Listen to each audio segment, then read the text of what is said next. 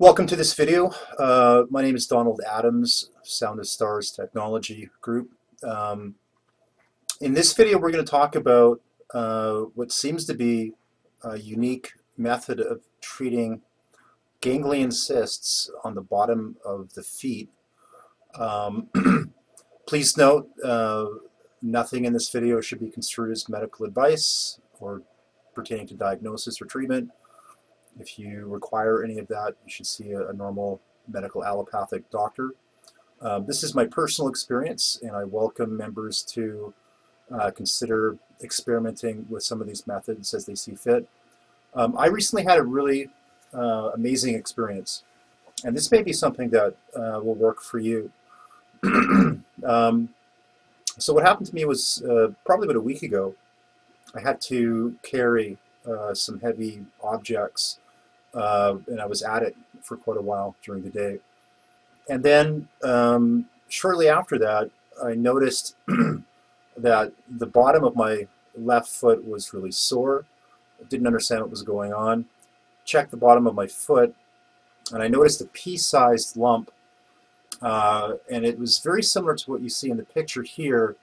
You know, it wasn't as big as this. It's probably about this size, and my location was right around there. And I wasn't really sure what to make of it. I figured it probably, something had ruptured in my foot. And I've had little cysts and knuckles and things like that before. Over a long period of time, they often go away.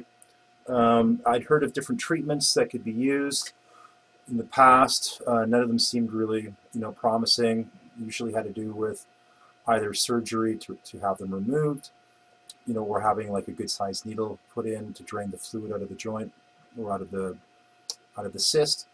That's a bummer for me because I have time constraints, and just it means time that I have to deal with that I really would rather focus elsewhere. So a lot of times in our groups online, we talk about different kinds of health and wellness tips.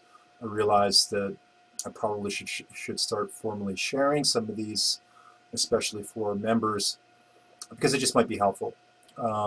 So I was at the swimming pool a while ago, and our family knows a local postman, good guy. He's been doing what he does for a long, number of years. And I just, asked him, because I figured if he's on his feet all day delivering mail, maybe he or someone that he, works with might have experience with this. So I just asked him, I said, this is what I'm experiencing. Do you have any frame of reference for that? So right away he said, oh yeah. He says it sounds like a cyst, and he, in his opinion, he felt that usually what happens is you've got something like a blood vessel or something burst, and then a cyst forms, and then it fills full of liquid. And he had mentioned that a family member of his gets them on their feet on a regular basis. So I said to him, I said, well, what do you do? Typically, what do you find has been effective to deal with that? He said that in his experience, what he had tried was you have to whack it really hard with a book and hope that it bursts, or you have to spend 3 hours a day for many days painfully massaging it out. Neither of those methods sounded very appealing to me. I didn't really want to have to whack my foot on that area because it was pretty tender. 3 hours of massage a day for many days, that's just a lot of time. And he had said that the family member was in excruciating pain while he was doing that. He said that method was effective because it got rid of it. So, what I tried to do was, in our local pool, we have different sub-pools that have these extremely strong jets. So I would try to stick that part of my foot on the jet and see if it would work it out, because it's a really, strong, it'd be basically the equivalent of a massage. It didn't really seem to help. I think on the first day, it seemed as though it kind of got better. It wasn't as painful when I was walking around on it. Didn't reduce it in size. and subsequent attempts didn't make any difference. Having it basically in this area made it challenging just to walk around. So, because it's painful. You have to use your feet every day. So many of our members know that I have a long history of interacting with practitioners of traditional Chinese medicine and really appreciating that discipline. So I have a lot of contacts in that area. And recently I had a conversation with a lady that I know locally who's a doctor of TCM. And I had just asked her casually, told her about the situation, asked her what she'd recommend. She didn't suggest acupuncture. There weren't any herbs that she could recommend. What she did suggest was these patches. And I was a little bit dubious about it. It cost me $3.80 Canadian. So this is the box, basically. It's called Banator. There's probably different brands. And then basically it's like a little Band-Aid.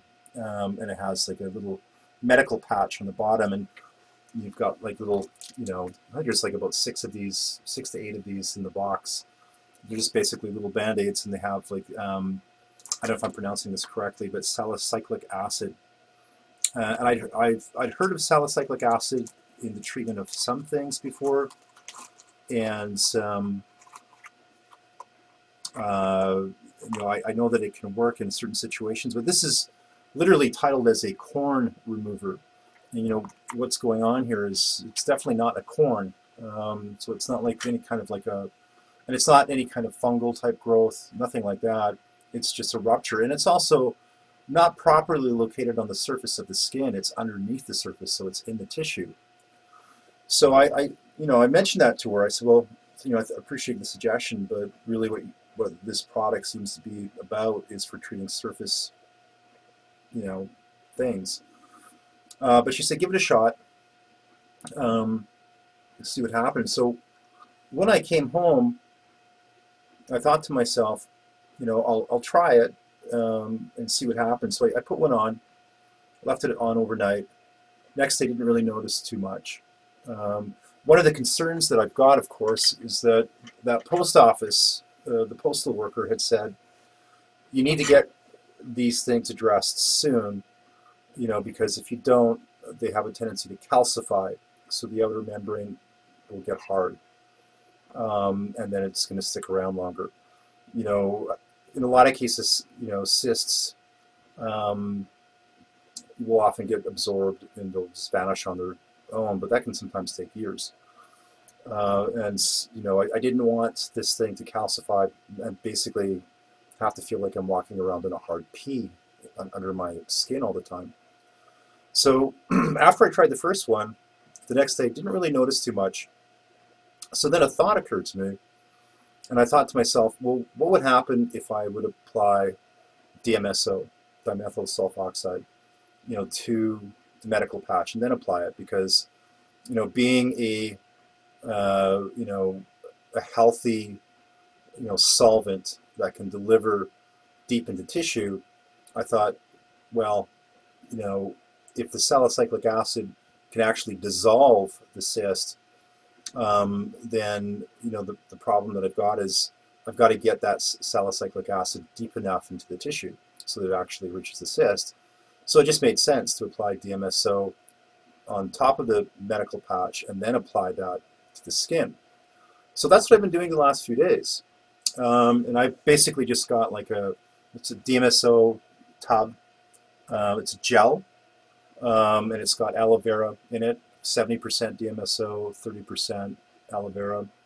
And I've been super happy with the results. I've only been trying this now for about 2.5 days, and I'm noticing an enormous improvement.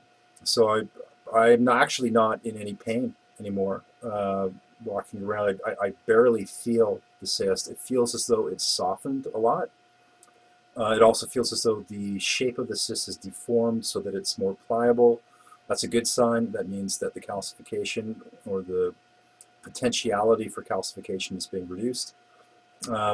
And I wanted to just mention this, to people out there because, if this is something that might help you, it means potentially not having to get surgery or not having to get surgery right away, or having to whack it with a book or go through painful massage or have like a syringe inserted into the cyst and having it drained. I'm going to keep at this. I'm going to guess it's going to take me, might take me as much as a week or two, to see something really happen there. My hope is that by using this process, the cyst will be, its absorption back into the body will be sped up, and it will halt the possibility of calcification. Now, I haven't tested it on anything else, so if you have like a really large ganglion cyst, like you've got something like this, like if it's a really big one, I just don't know what you can expect. But if you've got something that's small and you don't want to go through surgery to have something removed, it might be worth trying. And if you've got something that's a larger cyst, then it might be an issue of perhaps trying a larger amount of salicylic acid and DMSO. But for me, so far, this has worked really well. I did some research online, and what's interesting is that I did find some entries about salicylic acid and ganglion cysts. There seems to be some disagreements. This looks like some kind of a pad that's being used for ganglion cysts. It doesn't say that it's using salicylic acid here, so it could be something else. This particular site says that they caution against that because they think it doesn't tend to work, and the reason that they say that it doesn't tend to work well is because in some people it can cause irritation to the skin, and you might get itchy, so that's a consideration. You need to kind of like test that out. But the other thing that they said is that the main disadvantage of this is that the skin is very thick and an effective barrier. So the problem is getting the medication to penetrate the skin. But as I mentioned, the DMSO solves that problem because we get much deeper penetration, so we totally get around that issue. And what's interesting is that instead of just getting an injection if you can avoid it, I did actually find some people saying that just on its own, so this is like the pro versus the con argument. On this site, this is a encyclopedic surgery site. What they're saying here is this person is saying that their podiatrist actually did recommend, that he says, I was diagnosed with a ganglion cyst at the bottom of the right side of my foot, just to the right of the arch, very painful, feels like a hot coal. The recommended treatment by my podiatrist was to apply salicylic acid to the cyst 2 times a day, cover it with a Band-Aid. So that was interesting that a podiatrist had suggested that. And then I found another podiatry site that said the same thing. Salicylic acid patch applied to dissolve the cyst over time. Now, then I did a search for just DMSO, using DMSO for the cyst. And this is a site called Remedies. This person says, I've only had it for 7 days, but I noticed yesterday that my ganglion cyst is gone. I happened to put the DMSO on the same arm as the cyst, but never dreamed it would get rid of that. So that was fascinating, that DMSO on its own seems to have removed someone's cyst. But the funny thing is, I went searching for sites that would talk about the combination of DMSO and salicylic acid. Couldn't find anything. When I typed in ganglion cyst, DMSO, salicylic acid, I got 2 hits. Neither of them seemed to be terribly relevant to what I was searching for. So it's funny that nobody has thought of doing this, because it seems like they're just meant. It's meant for each other. The increase, for me, and just feeling a reduction in pain noticing the cyst disappearing is it's huge. So I'm going to keep trying it. This might be something that you might want to check out. I hope that's of help to you. So like I say, my cyst was roughly about this size here, about the size of a pea. It was located right there, and all I do is I put a small dab of the DMSO gel on top of the salicylic acid Band-Aid, apply it to that.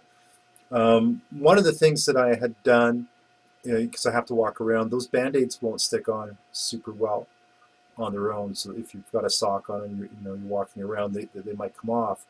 So what I did to fix that problem was apply the DMSO just to the medication surface area of the Band-Aid patch, put it on the foot, and then I took a big wide piece of duct tape and I covered the bottom of my foot. So it secured it in place, and that seems to have worked really well.